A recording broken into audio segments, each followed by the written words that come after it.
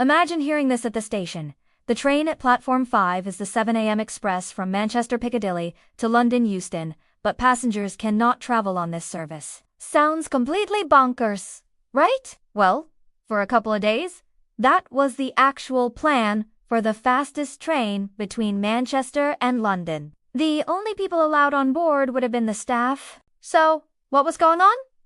This 7 a.m. service is a big deal. It is the only train of the day that gets you from Manchester to London in under 2 hours, arriving before 9 a.m. It's perfect for business travelers and anyone connecting to the Eurostar. Naturally, it's a popular service, with some people paying nearly £200 for a one-way ticket. The reason it was almost turned into a ghost train comes down to something called paths, which are like airport slots for trains. The rail regulator, the ORR, wanted to keep this specific path clear as a fire break.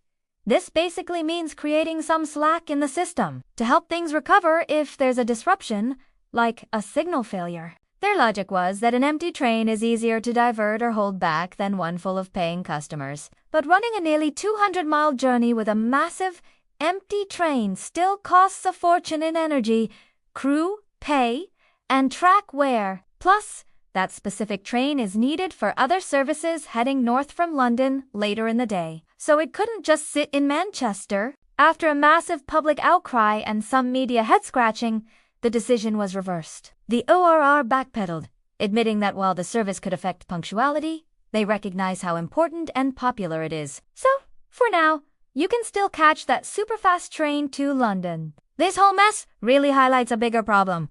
Our rail network is congested. The long-term solution was supposed to be High-Speed 2, or HS2, which would have created a brand new line between London and Manchester. But with the northern leg of that project cancelled, we're stuck trying to cram more and more trains onto old, crowded tracks. And this isn't the only weird train story out there. The UK has other ghost trains that run, say, once a week on a Saturday morning, with no return service. These exist not for passengers, but to avoid the complex and expensive process of officially closing a line, or to keep drivers familiar with a route for potential diversion. It's a strange world on the railways, but this story of a premium express service almost running empty is definitely one of the weirdest. It shows just how complicated and sometimes illogical running a railway can be. Thanks for watching, and don't forget to like and subscribe for more.